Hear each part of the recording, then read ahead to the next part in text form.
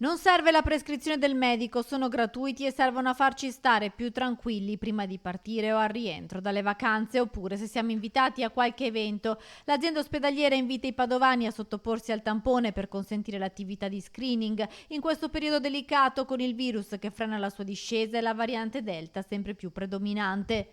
Noi stiamo cercando di avere il polso della situazione, cerchiamo di capire come sta circolando il virus nella nostra comunità, tra la nostra gente. Quindi offriamo volontariamente, naturalmente, a chi si presenta ai nostri servizi il tampone gratuito, in maniera perché serve a noi per capire come si sta sviluppando l'epidemia, ma serve anche alle persone per poter affrontare la loro attività in maniera tranquilla. L'azienda ospedaliera fa sapere che i tamponi anti-Covid, oltre che in ospedale, si possono fare anche al padiglione 8 della fiera dove si somministrano le vaccinazioni. Proponiamo questo tampone a tutti, in particolare a chi arriva in pronto soccorso, a chi viene a visitare i pazienti. Naturalmente queste attività di tampone si assomma a quella che facciamo regolarmente sui nostri dipendenti, sui nostri ricoverati, ecco, quindi si aggiunge anche a questo. È valido anche come Green Pass per chi deve andare appunto o a fare il viaggio o a fare il